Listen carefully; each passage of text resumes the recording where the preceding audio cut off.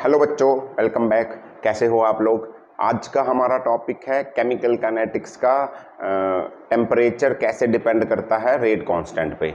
Temperature से rate constant पे क्या क्या इफेक्ट होगा उसके बारे में स्टडी करेंगे। इसी इक्वेशन को एक अर्हेनियस नाम के साइंटिस्ट ने एक्सप्लेन किया था और उसने एक इक्वेशन बना कर दी जिसको हम अर्हेनियस इक्वेशन बोलते हैं। हमारे सिलेबस में लिख रखा है कि अर्हेनियस इक्वेशन हमारे सिलेबस में डिटेल्ड में एक्सप्लेनेशन है उसकी। तो इफेक्ट ऑफ टेम्परेचर और रेट कांस्टेंट यही अर्हेनियस इक्वेशन है। अर्हेनियस ने एक इक्वेशन के द्वारा टेम्परेचर का क्या इफेक्ट है रेट कांस्टेंट पे वो समझाया है। तो ये है क्या, इसके लिए आपको छोटी सी बातें कोलिजन थ्योरी की भी समझनी पड़ेगी। हालांकि कोलिजन थ्योरी में अगले लेक्चर में डिटेल में एक्सप्लेन करूंगा, बट यहाँ पर कोलिजन थ्योरी की बेसिक सी बातें समझोगे तभी अर्हेनियस इक्वेशन समझ में आएंगी। ओके, तो चलिए करते हैं स्टार्ट हमारा टॉपिक अर्हेनियस इक्वेशन। अर्हेनियस इक्वेशन बेसिकली ना आपको टेम्परेचर का क्या इफेक्ट है कि टेम्परेचर रेट कांस्टेंट पे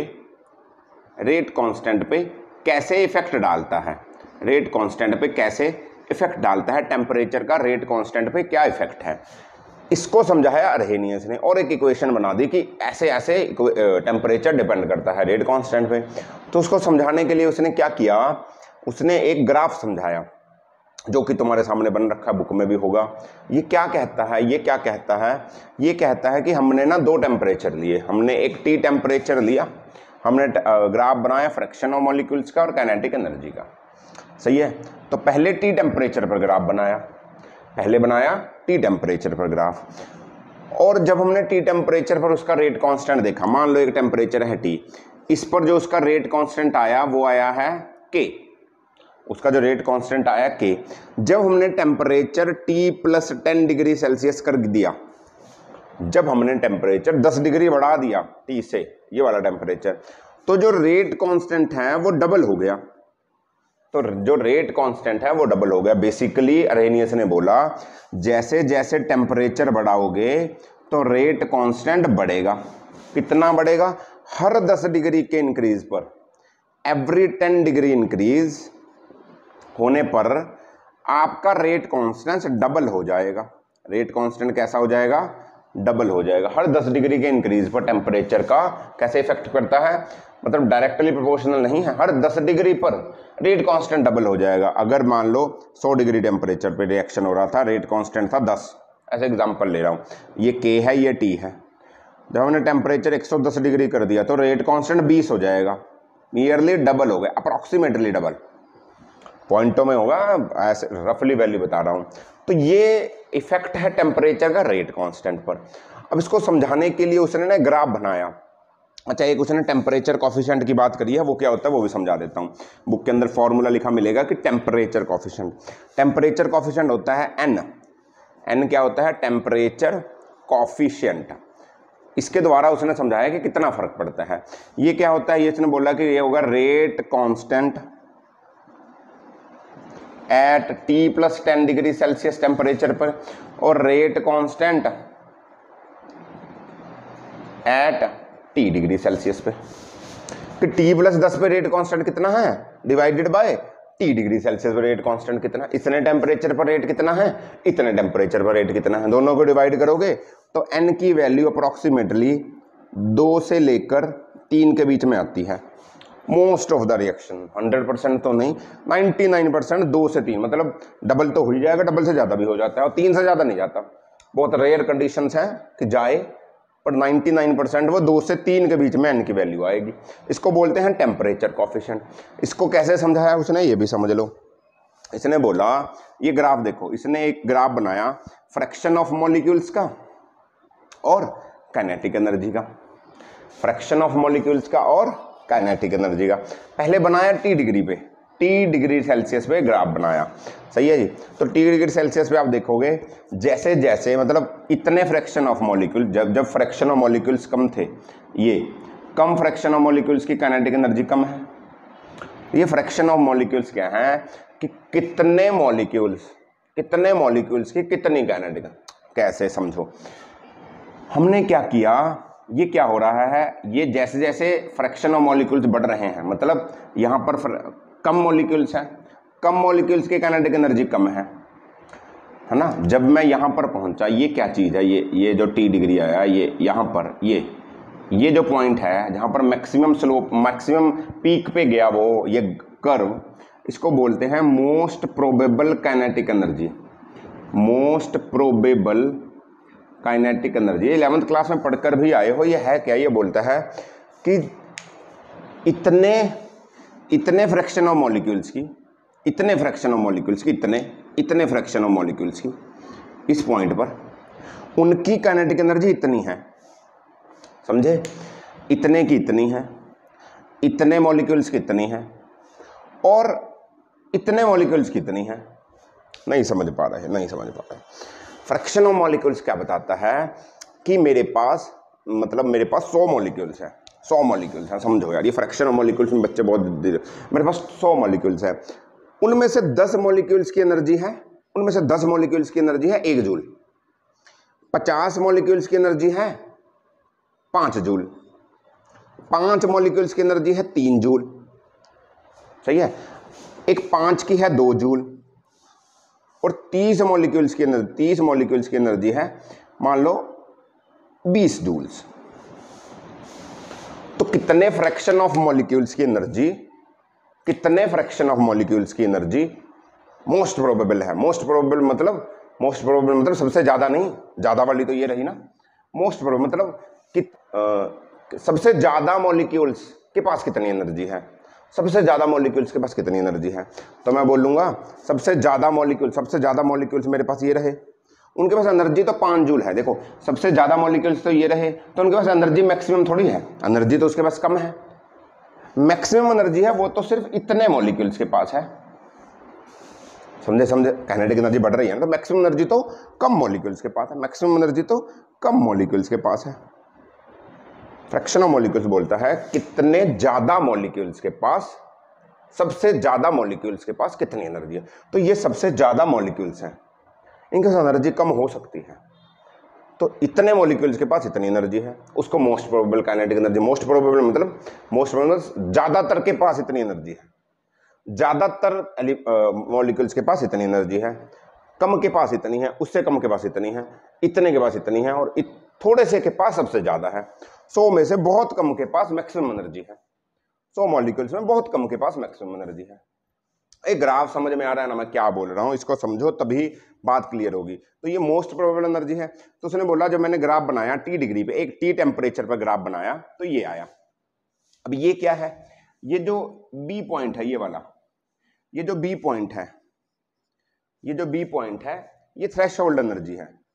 ये क्या है, थ्रेशोल्ड एनर्जी है, थ्रेशोल्ड एनर्जी, थ्रेशोल्ड एनर्जी। यानी कि थ्रेशोल्ड एनर्जी क्या होती है। थ्रेशोल्ड एनर्जी को समझने के लिए अब हम बात करते हैं कोलिजन थ्योरी की, थोड़ी सी डिटेल में नहीं जाऊंगा, कोलिजन थ्योरी के बारे में थोड़ा सा बताऊंगा। डिटेल लेक्चर इसका एक और है, बन चुका है, अपलोड कर देंगे 1-2 दिन में, सही है जी। तो कोलिजन थ्योरी क्या कहती है, कोलिजन थ्योरी कहती है कि जो एलिमेंट्स, जो रिएक्टेंट्स हैं, वो आपस में कोलिजन के जरिए रिएक्ट करते हैं। 2 रिएक्टेंट हैं ए और बी, ये आपस में कोलाइड करेंगे तो ये एक नया प्रोडक्ट बना देंगे। कोलिजन करेंगे, कोलिजन में ये एक आपस जुड़ जाएंगे तो नया प्रोडक्ट बनाएंगे। अब ये क्या है कि ए और बी बहुत सारे पड़े हैं, सारे ए और बी आपस में अच्छी तरह कोलाइड करें ये जरूरी थोड़ी है, बहुत सारे ए बी पड़े हैं, अब सारे प्रोडक्ट बना दे जरूरी नहीं है। रिएक्टेंट को कोलाइड करके प्रोडक्ट बनाने के लिए एक मिनिमम एनर्जी पे कोलाइड कराना पड़ता है, उससे कम एनर्जी पे कोलाइड करेंगे तो कुछ नहीं होगा, है ना। जैसे मैं आगे धीरे से बजा तो कुछ नहीं होगा, इसको जोर से बजा तो इसका डेंट डाल दूंगा। तो क्या होगा, कोलाइड करने के लिए, मतलब रिएक्टेंट्स को कोलाइड करके प्रोडक्ट बनाने के लिए एक मिनिमम एनर्जी चाहिए, उससे कम एनर्जी पे कोलाइड करेंगे कोई प्रोडक्ट नहीं बनेगा। इसको बोलते हैं इफेक्टिव कोलिजन। अगर कोलाइड किए कोई प्रोडक्ट नहीं बना उसको बोलते हैं इनइफेक्टिव कोलिजन, मतलब प्रोडक्ट नहीं बना। तो इफेक्टिव कोलिजन के लिए आपको अच्छे तरीके से कोलाइड करना पड़ेगा, यानी कि कुछ एनर्जी के साथ कोलाइड करना पड़ेगा। जो वो मिनिमम एनर्जी इस पे कोलाइड करोगे आप, उसको थ्रेशोल्ड एनर्जी बोलते हैं। मतलब थ्रेशोल्ड एनर्जी 40 जूल है, आपने 30 जूल पे कोलाइड किया तो कुछ नहीं बनेगा। मिनिमम 40 तो चाहिए, ज्यादा हो जाएगी कोई दिक्कत नहीं है, मिनिमम 40 तो चाहिए, ज्यादा हो जाएगी तो कोई दिक्कत नहीं। अब एक में 100 मॉलिक्यूल्स थे तो 100 के 100 आपस में थ्रेशोल्ड एनर्जी पे कोलाइड नहीं करते, कम करते हैं, फ्रैक्शन ऑफ मॉलिक्यूल्स कम होते हैं, फ्रैक्शन ऑफ मॉलिक्यूल्स कम होते हैं जो कोलाइड करे। अब देखो बहुत कम फ्रैक्शन ऑफ मॉलिक्यूल्स हैं जो थ्रेशोल्ड एनर्जी पे कोलाइड कर रहे हैं, बाकी तो थ्रेशोल्ड पे पहुंचे ही नहीं, ये तो एनर्जी की थ्रेशोल्ड है ही नहीं, बाकी मॉलिक्यूल्स कोलाइड कर रहे हैं बट थ्रेशोल्ड पे नहीं गए। तो बहुत कम मॉलिक्यूल्स थ्रेशोल्ड एनर्जी पे कोलाइड किए, ये वाले मॉलिक्यूल्स, जो ये एरिया है, ये वाला एरिया, यहां से थ्रेशोल्ड एनर्जी शुरू होती है, इससे आगे कर्व के नीचे वाला जो एरिया, ये इफेक्टिव कोलिजन है। मतलब ये जो कोलाइड किया इससे आगे वाले, इस एनर्जी से ज्यादा इसने कोलाइड किया, तो इससे ज्यादा कोलाइड किया ये वाले ग्राफ ने, तो ये इफेक्टिव कोलिजन करेंगे, मतलब प्रोडक्ट्स बना देंगे। तो ये आपका क्या है, थ्रेशोल्ड एनर्जी है, ये आपकी क्या है, थ्रेशोल्ड एनर्जी है। समझे? अब क्या होता है, अब अरेनियस ने बोला कि अगर मैं टेम्परेचर 10 डिग्री बढ़ा दूं, एक और टेम्परेचर लूं, तो दोबारा ग्राफ बनाऊं, तो क्या होगा, ग्राफ की ना मोस्ट प्रोबेबल एनर्जी तो कम हो जाएगी। T+10 डिग्री पर मोस्ट प्रोबेबल एनर्जी, ये मोस्ट प्रोबेबल एनर्जी थी, ये वाला मोस्ट प्रोबेबल एनर्जी का ये जो पीक है, ये पीक डाउन आ जाएगी। पीक मतलब ज्यादा फ्रैक्शन ऑफ मॉलिक्यूल्स जिसके पास मोस्ट प्रोबेबल एनर्जी थी, अब कम के पास मोस्ट प्रोबेबल एनर्जी होगी। समझे? पहले 50 मॉलिक्यूल्स के पास सबसे ज्यादा एनर्जी थी, अब सिर्फ 40 मॉलिक्यूल्स के पास सबसे ज्यादा एनर्जी होगी, ये मतलब है इसका। पहले 50 के पास सबसे ज्यादा एनर्जी थी, मतलब सबसे ज्यादा कुछ एनर्जी 50 के पास थी, मतलब 50 मॉलिक्यूल्स के पास एक बराबर की एनर्जी थी, सबसे ज्यादा यही थी वैल्यू। अब 40 के पास एक लिमिट की वैल्यू है, तो वो पीक ना कम होगी। बट क्या हुआ, ये जो थ्रेशोल्ड एनर्जी है, ये वाली देखो, अब इस ग्राफ के नीचे नीचे थ्रेशोल्ड एनर्जी आएगी, तो ये बढ़ जाएगा। समझे? तो ये वाला कर्व जो ग्राफ के नीचे आया है, ये बढ़ जाएगा। ओके, समझ रहे हो? अब तुम देखोगे पहले ग्राफ में ये ABCD एरिया, ये जो ABCD एरिया है, इतने मॉलिक्यूल्स के पास थ्रेशोल्ड एनर्जी थी, और जब टेम्परेचर T था। अब क्या हुआ, जब टेम्परेचर T+10 हो गया, तो एरिया हो गया ECBF, जो कि अप्रोक्सीमेटली डबल हो गया पुराने एरिया से। देखने में लगा ये और ये एरिया इससे डबल है। तो जितने मॉलिक्यूल्स के पास पहले थ्रेशोल्ड एनर्जी थी, अब उससे डबल मॉलिक्यूल्स के पास थ्रेशोल्ड एनर्जी है। यानी कि टेम्परेचर जब बढ़ा, ये हुआ क्यों, ये समझो, ये हुआ क्यों।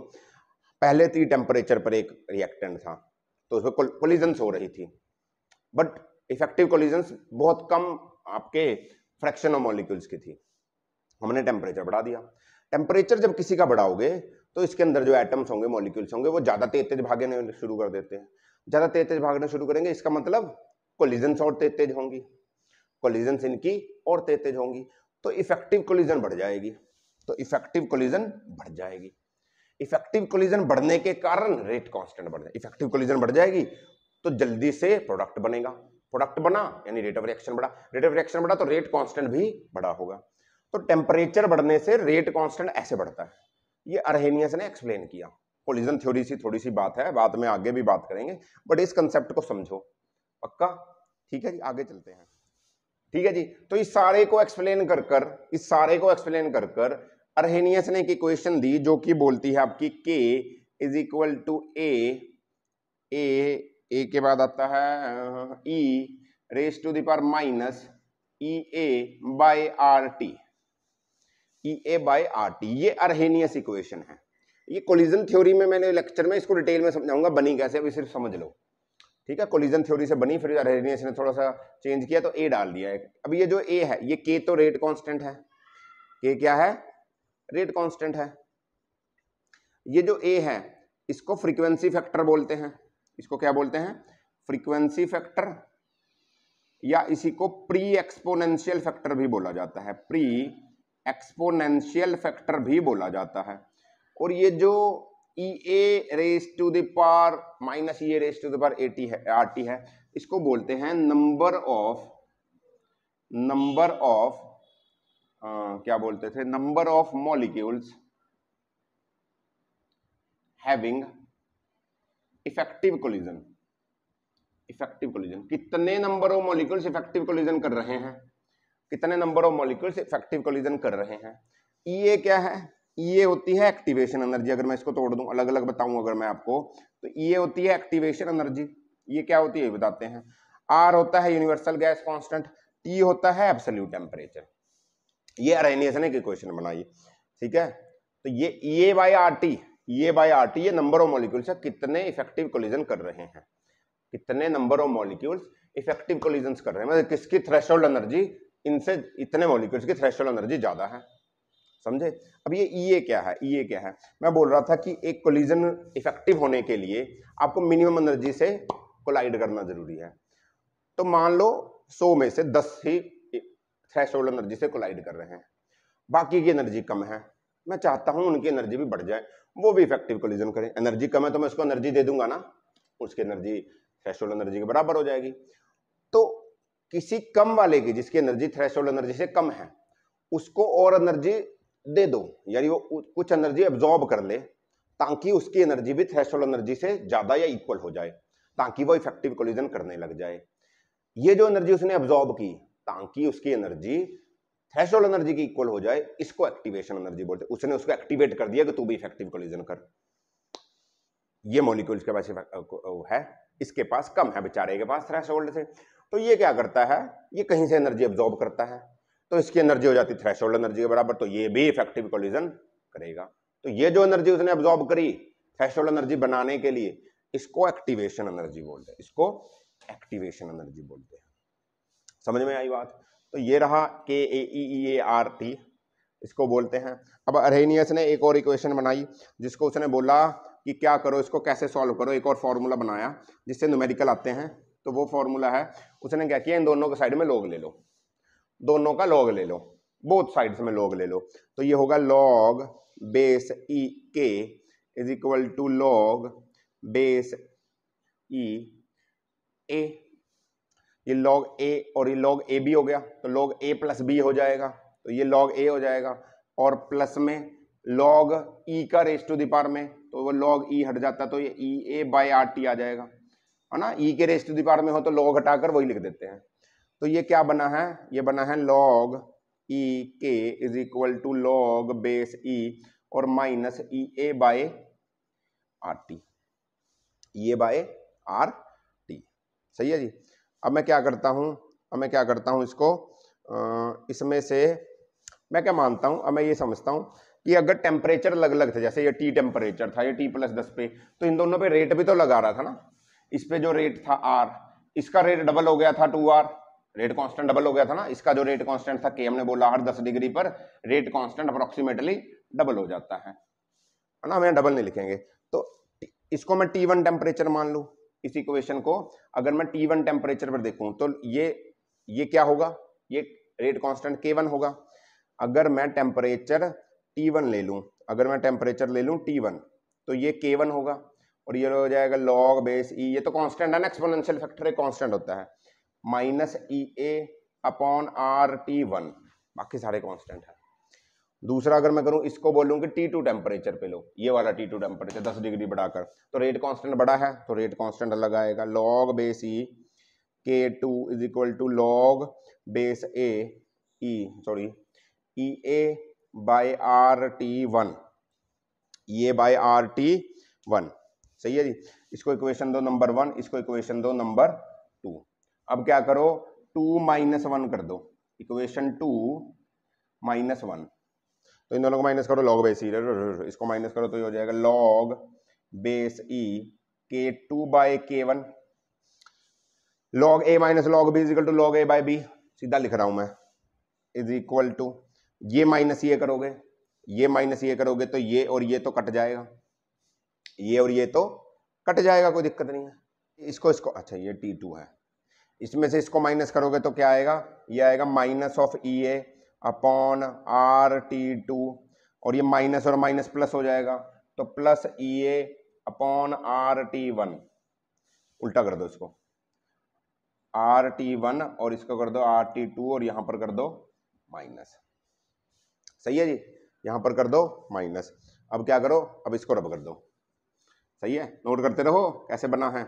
यहां पर करोगे रब, तो इसको मैं बेस में ले आऊं, log बेस 10 में, तो मैं इसको लिख सकता हूं log base 10 K2 by K1 2.303 से मल्टीप्लाई करना था ना, 2.303 लॉग बेस ई को लॉग बेस 10 में 2.303 is equal to E A by E A constant ले लो, चलो ई ए कॉन्स्टेंट ले लिया तो बाय आर बी है क्या, आर बी कॉन्स्टेंट ले लो, अंदर क्या बचा 1/T1 माइनस 1/T2, इसको इधर ले आओ, इसको इधर ले आओ, तो अगले में क्या करूंगा log base 10 K2/K1 is equal to E A by 2.303 R, और इसका एलसीएम ले लो T1 T2 T2 minus T1, ये रहा आपका एक फॉर्मूला जो कि न्यूमेरिकल में यूज होगा, जो कि न्यूमेरिकल्स में यूज होगा। आपको एक टेम्परेचर दे देंगे, एक रेट कांस्टेंट दे देंगे, या दो टेम्परेचर दे देंगे, दोनों रेट कांस्टेंट दे देंगे, और ई ए की वैल्यू पूछ लेंगे। 1 2 3 4 5 5 वेरिएबल हैं, 5 में से 4 वेरिएबल दिए जाएंगे, 5वां पूछ लिया जाएगा। अब वो हो सकता है इन 2 4 को दे दे, ये पूछ ले, हो सकता है इन 5 में से ये 4 दे दें, ये पूछ ले। आर तो कांस्टेंट है, 8.314 ले लेना, सही है जी। तो ऐसे करके न्यूमेरिकल पूछा जाता है। उन्होंने बोला कि मान लो टी टेम्परेचर पर, मान लो 10 डिग्री पर रेट कांस्टेंट था के, 20 डिग्री पर रेट कांस्टेंट हो गया डबल तो 2K, तो K1 हो गया K, तो ये हो गया 2K, इसको रख दो, दोनों तो कट ही जाएंगे। ये हो गया 10 इसको केल्विन में रखना, T1 और T2 को केल्विन में रखना, एक बात याद रखना। पुट करोगे तो EA आ जाएगा, तो वो अब का आंसर होगा। कभी कभी ये दे देंगे, वो पूछ लेंगे। इसको बोलते हैं, क्या बोलते हैं इसको, अर्हेनियस इक्वेशन, अर्हेनियस इक्वेशन। एक और बात याद रखना, एक और बात याद रखना, हमारा फॉर्मूला बना था एक ये वाला, है ना, ये बना था ना, इसका स्लोप पूछ लेते हैं कभी कभी, ये क्या स्लोप देगा, ये वाला जो फॉर्मूला है ये क्या स्लोप देगा। अगर मैं इसको 2.303 कर दूं, इधर ले आऊं, तो ये फॉर्मूला बनेगा log base 10K is equal to log A base 10 minus E A by 2.303 RT, यही तो बनेगा। 2.30 से किया, इसको उधर लेकर आया, कांस्टेंट लिया, फिर इधर ले गया, फिर इसको दोबारा उधर ले गया, कुछ नहीं किया, ये फॉर्मूला बना। तो ये क्या equation y is equal to mx plus c जैसी नहीं है? नॉन मेडिकल के बच्चे ज्यादा ध्यान से बता सकते हैं। तो इसकी स्लोप कैसी बनेगी, y is equal to mx plus c, ये तो माइनस हो गया ना, y is equal to mx plus c है ना, ये इक्वेशन माइनस हो गया, चाहे प्लस में माइनस कर दो। तो इसकी स्लोप कैसी बनेगी, इसकी स्लोप ऐसी नहीं बनेगी, इसमें ले गए क्या क्या, यहां पर है 1/t, यहां पर है 1/t, ये कर दो 1/t, और इधर क्या रखोगे तुम, इधर रखोगे y is equal to mx plus 1/c, और यहां पर रखो किसका है, log k का, तो ये हो जाएगा log base 10K, log base 10K। तो इसकी स्लोप पूछूं अगर मैं, तो उसकी स्लोप क्या होगी 1/t, तो इसकी स्लोप क्या होगी minus E A by 2.303 R, minus E A by 2.303 R, ये होगी इसकी स्लोप। ये y is equal to mx plus है, तो उल्टा लिख दिया, सीधा कर लेना, पर है उसी के जैसा। तो इसकी स्लोप ये बनी, log k और 1/t का ग्राफ बनाया, t का नहीं बनाया ये, तो उसकी स्लोप आएगी minus E A by 2.303 R। ये भी याद रखना, ये भी ग्राफ पूछ लिया जाता है। तो इसके साथ ही अर्हेनियस इक्वेशन होती है खत्म। एक टॉपिक बचता है कोलिजन थ्योरी, वो हम अगले लेक्चर में करेंगे, वीडियो बन चुकी है, जल्दी ही अपलोड कर दी जाएगी। इसमें बेसिक्स बातें थी, डिटेल उसमें आएगा। ये अर्हेनियस इक्वेशन कैसे बनी, ये भी कोलिजन थ्योरी में एक्सप्लेन किया गया। अर्हेनियस ने कुछ चेंज किया कोलिजन थ्योरी में, और ये एक्सपोनेंशियल प्री एक्सपोनेंशियल फैक्टर डाल दिया, कैसे डाला वो हम उसमें समझेंगे। तो तब तक पढ़ते रहिए, इसको ध्यान से देखें। नहीं समझ में आया तो कमेंट करें, समझ में आया तो भी कमेंट करें, बताइए कैसा लगा। अच्छा लगा तो बहुत अच्छी बात है, नहीं अच्छा लगा तो बताइए क्या इंप्रूवमेंट कर सकते हैं। तो हम मिलेंगे अगले किसी टॉपिक में, तब तक पढ़ते रहिए, एंजॉय करिए। ऑल द वेरी बेस्ट बच्चों, बाय बाय।